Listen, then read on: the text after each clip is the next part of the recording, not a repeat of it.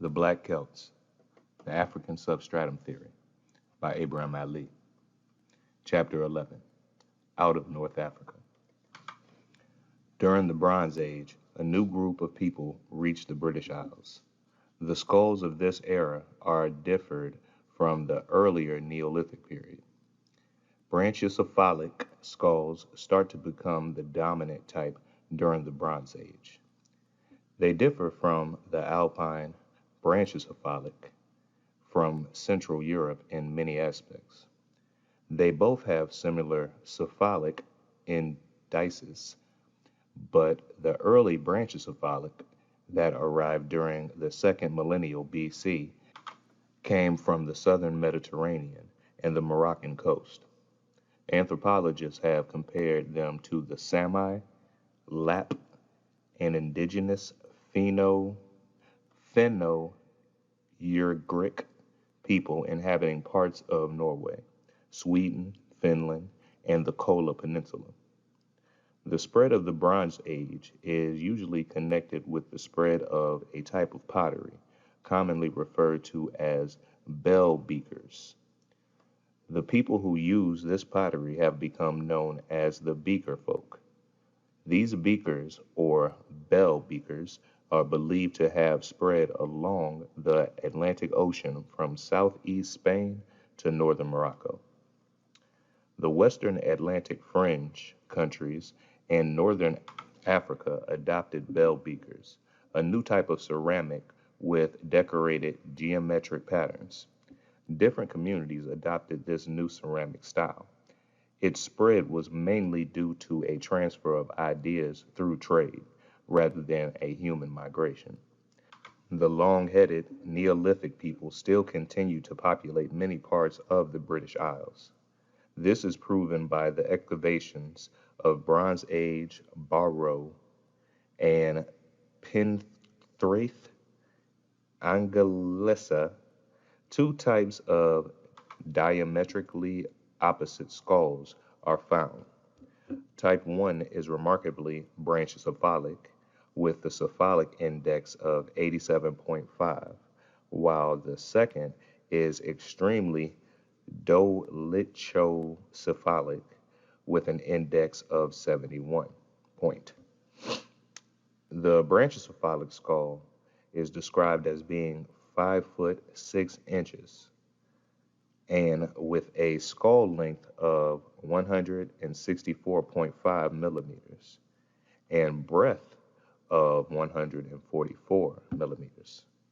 The cephalic index was 87.5 and the limb bones are slender with muscular markings. The dolichocephalic skull is described as belonging to an individual with an estimated age of 49, with a height of 5 foot 9 inches. The skull measurements were 186 millimeters long and 131 millimeters wide. The superciliary ridges were prominent and fused together on the forehead. The cephalic index was 71.2, and the limb bones were slender with no pronounced muscular markings. Who were the Roundheads? There have been many theories concerning the origins of the Bronze Age Roundhead, brachiocephalic people. The Beaker folk, as they are aptly named, did not originate in Central Europe, and there is no evidence for them speaking an Indo-European language.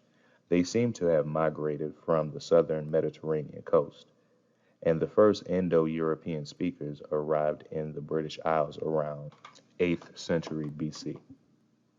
The district of Caerphilly, spelling Caerphilly, in South Wales has a high number of roundheads that are on par with the Hythe skulls. Both have not been well researched. The elevated levels of blood group A in the region could provide us with a clue as to their origins. The round-headed population in these areas have raven black hair, certainly not the blonde-haired Celts expected by Eurocentric anthropologists. In Scotland, the skeletons found in the Barra graves all have robust, squat bodies. The coefficient of racial likeness, CRL, indicates a close relationship between the Scottish Bronze Age and the Sami Lap. These ancient peoples were a seafaring race that settled in the coast areas of Wales, Scotland, North, excuse me, Norway, Brittany, North Africa, and the island of Gormara, Malta. The Irish branchicephalic closely resemble the broad-faced branchicephalics found in parts of Morocco, the Kabylie, spelling Kabyle, region of Algeria, and on the island of Gomeria, the Canary Islands. Red hair is common amongst these types, especially among the Gomerians. The Atlas Berbers. Close examination of skulls from the Irish Bronze Age strongly suggest a Northwest African origin. Recent genetic analysis of Bronze Age skeletons show a distinct difference with the prior Neolithic population. Recent theories of population replacement have reignited the Eurocentric desire for the arrival of waves of Bronze Age Indo-Europeans. The arrival around 2400 BC of broad-headed beaker folk with Y chromosome R1b M269 changed the population dynamics of the British Isles and Ireland. The Neolithic population was sharply reduced to small pockets in Britain and Ireland. However, the analysis of 37 beaker skeletons in Spain and Portugal have very little steppe-related ancestry. These Iberian beaker folk adopted a new cultural custom, but their DNA was the same as the preceding Neolithic population. This indicates that the spread of beaker pottery and culture across Western Europe was not exclusively through human migration. This continuity of customs is not highlighted here to suggest that migration did or did not occur during this time frame. Cultural continuity cannot be equated with population stability. Similarly, migration in itself does not automatically result in cultural change. Nevertheless, it remains hard to understand how newcomers could have been so strongly influenced by the people of Neolithic Britain if they had been rapidly and almost completely replaced during the introduction of the beaker phenomenon. Neil Carlin, Haunted by the Ghost of the Beaker Folk. The recent Eurocentric population replacement theory is far from proven. Currently, the exact timing of the genetic changes that have been identified is quite unclear. The Beaker DNA, the Beaker A DNA samples come from inhumation burials, a practice that reappears in Britain after a considerable hiatus for at least 600 years as part of the adoption of the beaker phenomenon.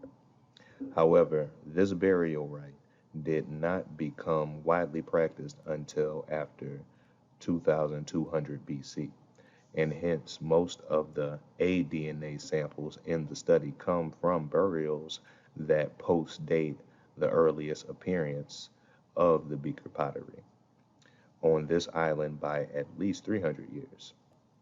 Therefore, it has not yet been demonstrated that the arrival of people with steep genetics in Britain occurred in tandem with the spread of Beaker-related material traits. These changes may not have happened at the same time or been closely interconnected. Neil Carlin. Haunted by the ghost of the Beaker folk. Neil Carlin, a lecturer in the School of Archaeology at University College Dublin, questions the Bronze Age population replacement theory. He concludes there is insufficient evidence to indicate that population replacement occurred as profoundly or suddenly in Britain, circa 2450 through 2200 BC, as has been claimed. African Brachycephalus. During the Pliocene, North Africa was inhabited by Afulu type or Afulu Mechat, spelling Afalou hyphen Mechta, a race of tall, large-headed, heavy-boned people with rugged cranial features, rugged cranial facial features. This Afulu type bore with it a tendency to branchocephaly. Remnants of these Afulu people, or Afulu, no, Afulu, who remained in North Africa are found in two refuge areas, mainly Morocco and the Canary Islands. Even the anthropologist Carlton Stephen Kuhn, who held rather prejudiced views, recognized the African origin of the Irish look. In his description of a black-skinned Riffian Berber from Gzennay, spelling Gzennay, Carlton Kuhn admitted, this individual possesses morphological features in the region of the eyes, nose, and mouth and jaw, which are clearly of Afulu inspiration, and which gives him an Irish look. The Shluch, or Shluch, spelling Shluh, Berbers, according to C.S. Kuhn, show exaggerated Irish facial features. Although red hair is common among this tribe, others have black frizzy hair. The mixing of light and dark population has resulted in high incidences of freckling. Among the Moroccan Riffian, the frequency of red hair and freckling exceeds that found in Ireland and Scotland. The number of red-headed individuals in Wales is estimated at only 5%. Carlton Stephen Cook's work, The Races of Europe, includes a chapter, Pleistocene White Men, in which his conclusion can be interpreted as racist. Although the Pleistocene men are long dead and factory workers scurry to their labors where the Magdalenian hunters once impounded reindeer, the problems of the human racial origins and of human development during the Pleistocene are still of great importance. On the foundations of our knowledge of Pleistocene men in Europe and in Asia and in Africa must be built the interpretation of later and more complicated racial movements, racial survivals, genetic continuities, and genetic changes. For this reason, it seems better advised to state without trepidation the reconstruction of Pleistocene racial events which the facts themselves suggest, than to defer to more cautious and perhaps wiser options. The rather prejudiced views propagated by C.S. Kuhn can be described as rather odd and can be summarized as following. Homo sapiens was fully enveloped as early, okay, Homo sapien was fully developed as early as the mid-Pleistocene, if not earlier. 2. The earliest Homo sapien known, as represented by several examples from Europe and Africa, was an ancient long-headed white man of short stature and moderately great brain size. 3. The Negro group probably evolved parallel to this white strain.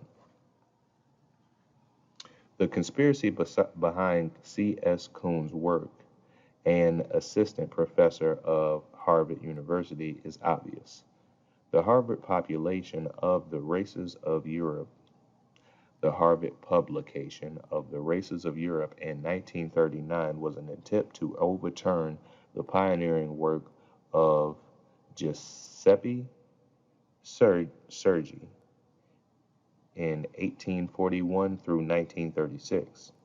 He was the professor of anthropology at the University of Rome and is regarded as the father of European anthropology.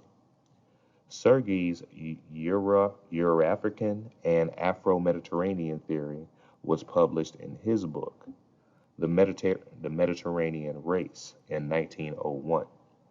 Sergi placed the origin of the long-headed Europeans in East Africa. Sergi placed the origin of the long-headed Europeans in East Africa, and more importantly states ancient Europeans such as ancient Greeks, Ligurians, Italians, and Iberians were originally black and spoke African languages before the arrival of Brachycephalic Indo-Europeans. Sergei's work is ignored by C.S. Kuhn and his Harvard colleagues. However, Sergei's summary is of great value. A celebrated anthropologist, when measuring the heads of mummies and the pharaohs perceived in the pyramids, wrote that the Egyptians belonged to the white race. His statement meant nothing. We could construct a syllogism showing that showing that the Egyptians are Germans, since the latter also are fair. D quattrifag, spelling Dequatrafages, classified the Abyssinians among the white races. But if they are black, how can they be white? If I had followed the old and irrational method hitherto followed by anthropologists, I could not have ascertained the affinities among the variations Mediterranean peoples which have the the affinities among the various Mediterranean peoples which have enabled me to attempt a reconstruction which is the result of a systematic analysis in every direction. But that original stock could not have its cradle in the basis of the Mediterranean, a basis more fitted for the confluence of peoples and for their active development. The cradle whence they dispersed in many directions was more probably in Africa. The study of the fauna and flora of the Mediterranean exhibits the same phenomenon and becomes another argument in favor of the African origin of the Mediterranean peoples. By G. Sergey Mediterranean Race 1901. Ramsey Rougi, spelling Ramzi Rouighi, an associate professor of Middle East Studies at the University of Southern California, points how the French to racialize Algerian Muslims into two different peoples, Arabs and Berbers. The division reduced the threat of their partnership against the settlers. His fascinating book, Invention of Berbers, History and Ideology in the Maghreb, documents how the European colonial powers turned Arabs and Berbers into a race. Confusingly, Europeans held on to more as a name for people, but called the land Barbary, a word they did not imagine had anything to do with Berbers. Over a few decades in the 19th century, the French began to try to sort all this out and to devise a new way of representing the locals, one that adapted native nomenclatures to the project of French colonialism in Algeria. In the process, Barbary gave way to North Africa, Afrique du Nord. Arabs became Oriental Semites, and Berbers became a white race, or at least a non-black one. And the true indigenous inhabitants, indigenes autochtones, or North Africa, today the accepted name for all Berbers from eastern Egypt to the Atlantic is Imazighen, spelling Imazighen,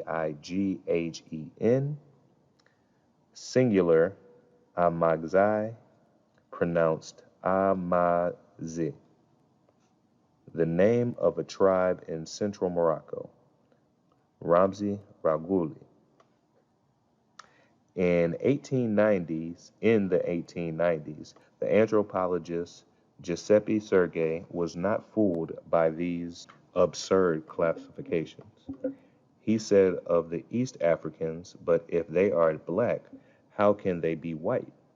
Sergei insists that the Afro-Mediterranean civilizations were populated by dark-skinned people and that the light skin appeared much later. Ramzi Roughili, hard name, points out that the North Africans called their country Maghreb, Maghrib, Maghreb. Even the Ottomans who ruled the area called it the Maghreb. The term Berber was not used by the local population. They called themselves Igamazin, Imazighen. Sorry. In the 1800s, Europeans started to reclassify the people of North Africa as white, even if most were black. The Moors were also reclassified as white. It should be remembered that the people of North Africa or Arabia do not use the same ethnic definitions as Europeans. People have elaborate genealogies, marriage and kinship ties, and tribal reaffiliations.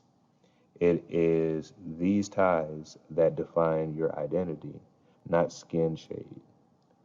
The people vary considerably in color within the same clan and even within the same family.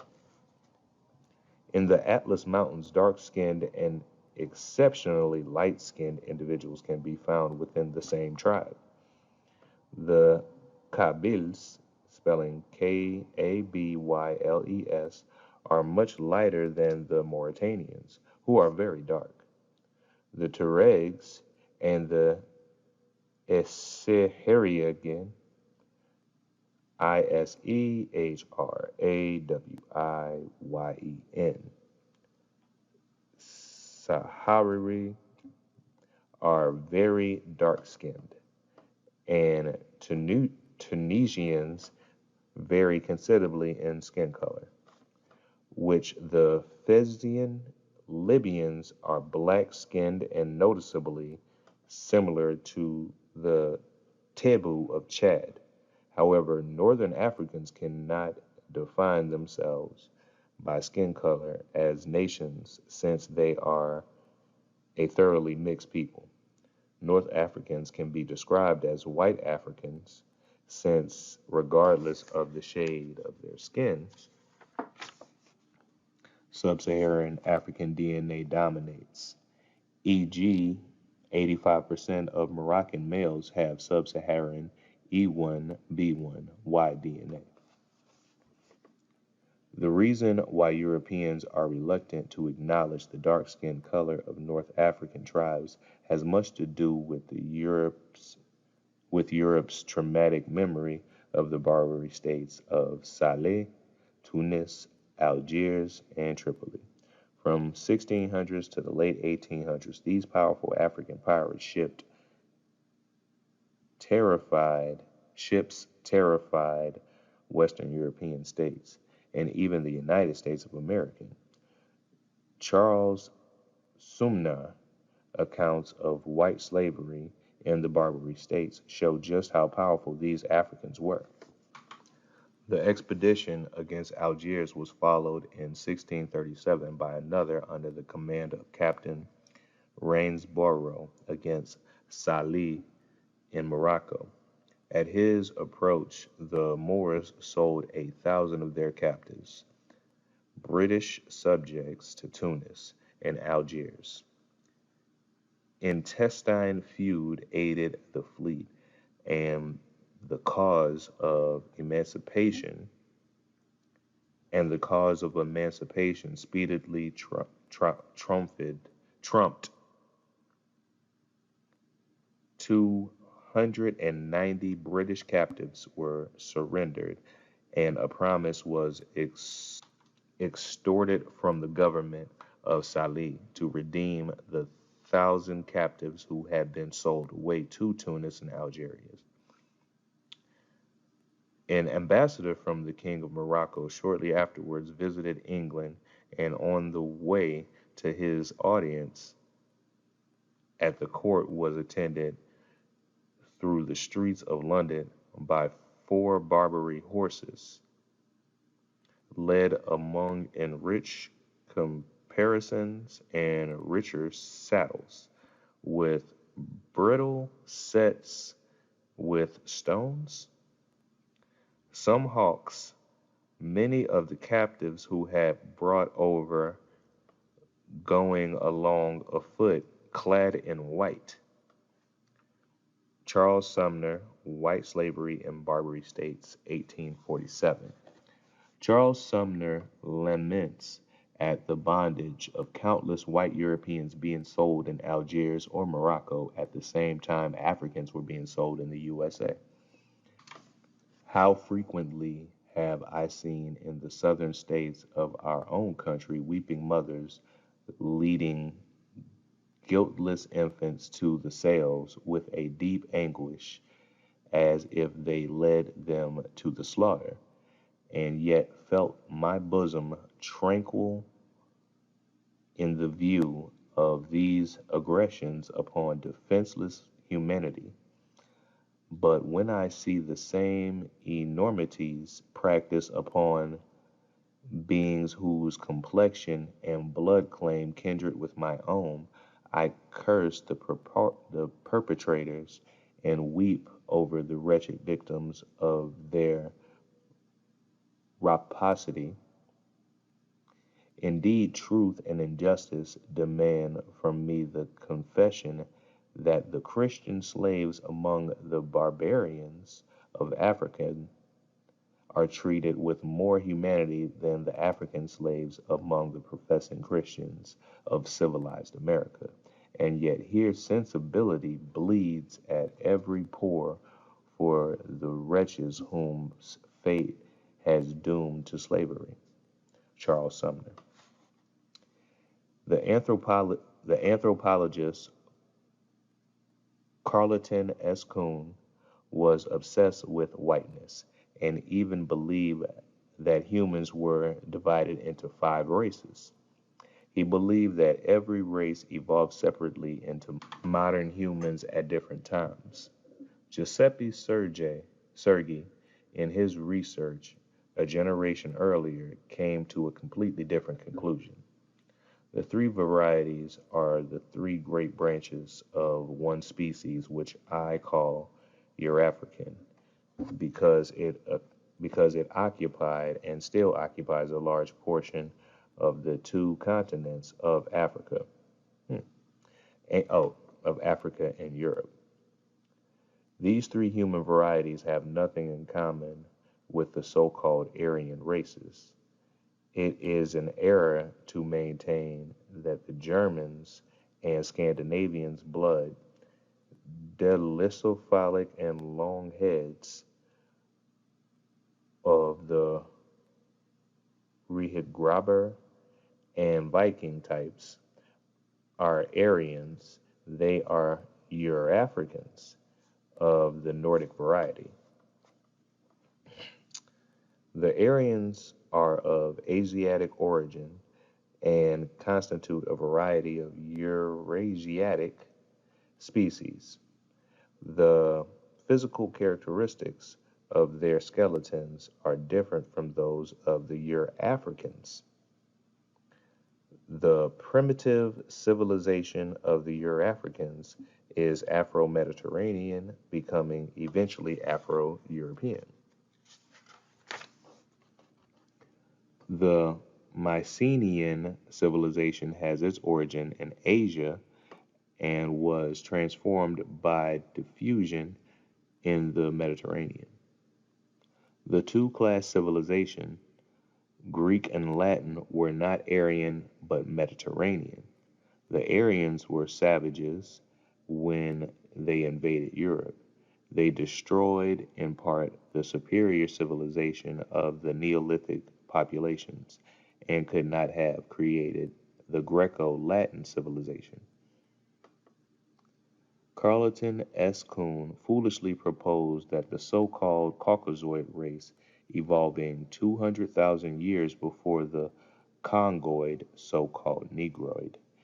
His views were challenged by others, especially Columbia's Department of Anthropology, which was particularly hostile to his theories.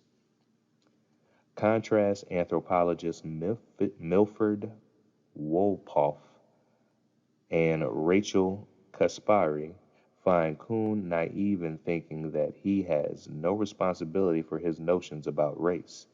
They charge that Kuhn, the world traveler, was also Kuhn, the upper class New Englander who had no real idea that the natives that he claimed to understand so well were also people. Kuhn's work was racist, they write, because of his clear insensitivity to social issues born of his attitude towards anthropology that was engendered by his social class and training. On the origin of the Irish, J.P. Mallory, Mallory, concluded that it is unjustifiable to search for the first Indo-European speakers during the Bronze Age. The Irish Association of Professional Archaeologists held a seminar in 1948, and they came to the following conclusion. The Irish assimilated the local population of Ireland gradually over the course of centuries. They did not impose their language on the Aborigines, but rather induced them to adopt Irish. Such language change is invariable and preceded by a period of bilingualism where the native speakers both where the native speaks both his language but also learns that of the intruder. Consequently, in order to resolve the problem of Irish origins, it is necessary not only to demonstrate intrusion but also explain the reason for bilingualism. No attempt was made at the conference to tackle the question of what language was spoken by the original population of Ireland.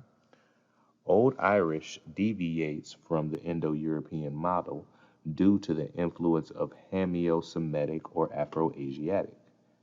Not only did the original population learn to speak Irish in a Hameo Semitic manner, but they also retained many words that have passed into modern Gaelic and Welsh.